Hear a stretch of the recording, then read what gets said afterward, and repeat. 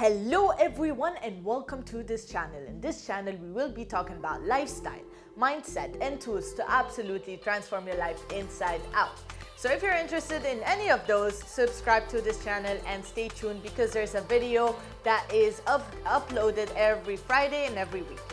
Anyways, for those that don't know me, welcome. My name is Chloe.Sarkis and I've been meditating for 5 years. That's why I'm so passionate about meditation.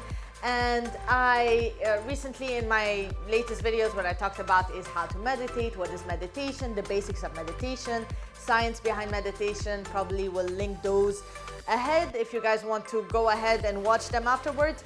But for today, what I want to talk about is what does meditation do to your brain? So the brain waves. And in order for you guys to understand, you have to understand that the brain is a complex network of neurons and synapses that are all connected together. And let's say you want to do a hand movement.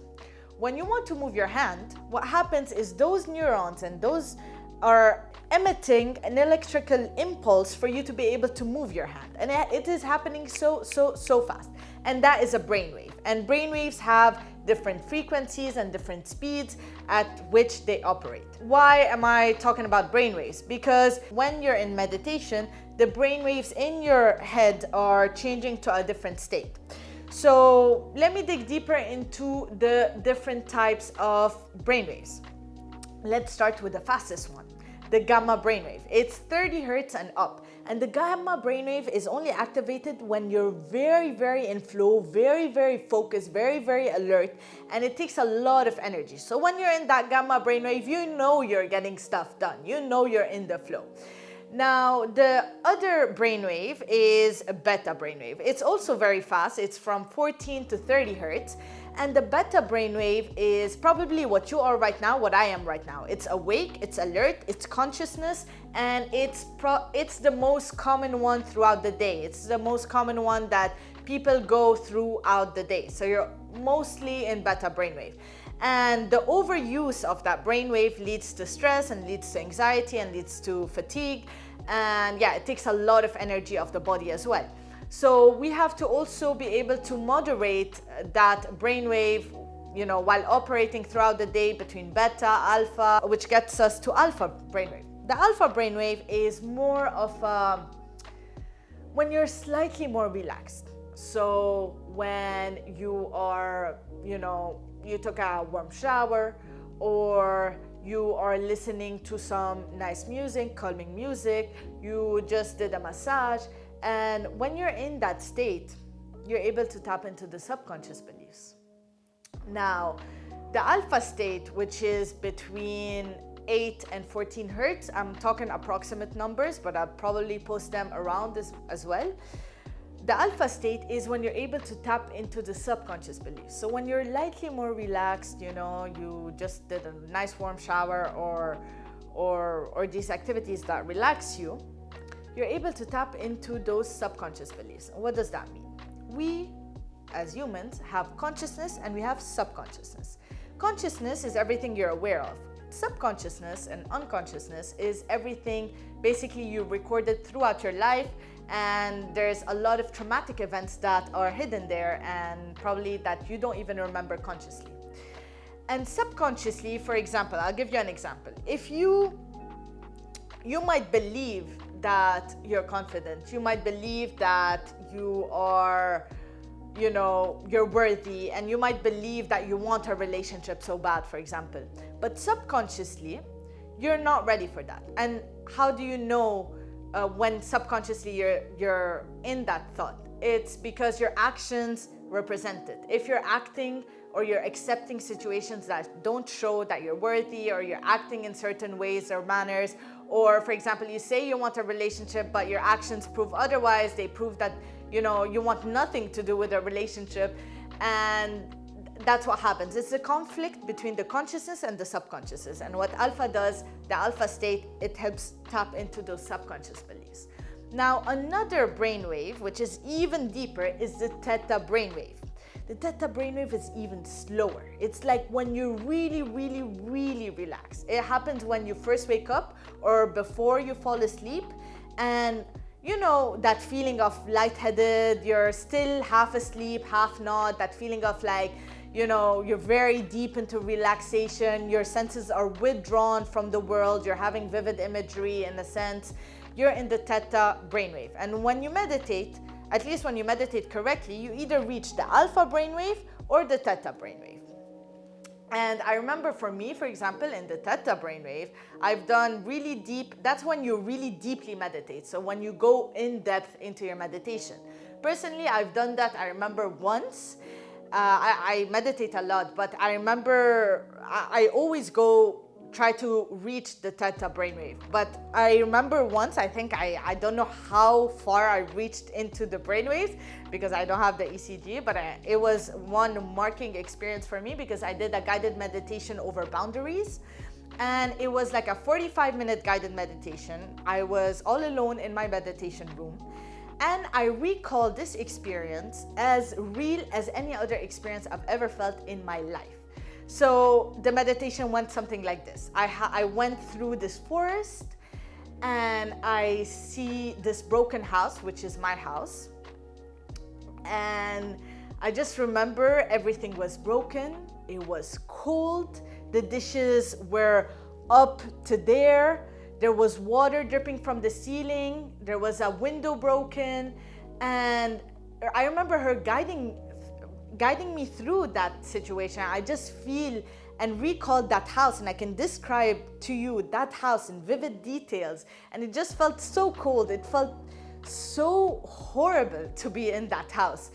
And it's funny because I was just in my meditation room. I was just in my meditation room, but yet I was living such a vivid experience.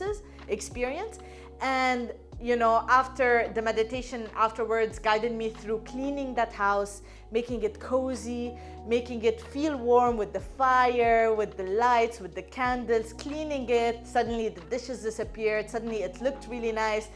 And you know, it talked about how, you know, the boundary, like the house is your soul, and how you can properly say no to people and, you know, put some limits. Beautiful, beautiful meditation. And yeah, it's funny because I recall this experience as real as any other experience, and it really allowed me to dig deep, deep, deep into that. Now, another brainwave, which is the slowest, is the delta brainwave. So that happens when you're in deep sleep, and that's a very important brainwave because you're in restoring your body is regenerating, and that's why deep sleep is so important for us humans.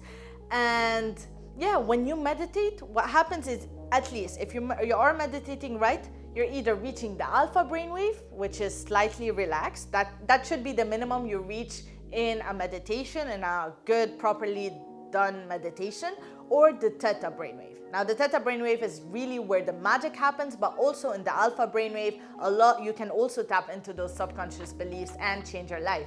For example, another example that I can recall is, for me, stopping cigarettes. I was very, very addicted to cigarettes. So I would smoke up to 2 packs a day. I was really dependent on that substance, and I never imagined myself without it. Now, I did a deep hypnosis, a deep guided meditation over stopping a cigarette. It was also like an hour approximately. And I remember it took me back to when I first smoked my first cigarette, and what beliefs I have towards the cigarette, and what I associate a cigarette with. And it took me through all of these, and it was so deep that after that session, after that meditation, I stopped cigarettes.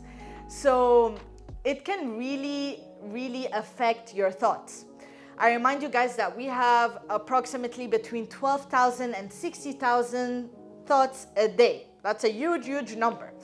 Now, even more shockingly, 80% of them are negative, according to a study that has been done. I think it was National Science. I'll link it down below. But anyways, 80% of them are negative. And 95% are repeated.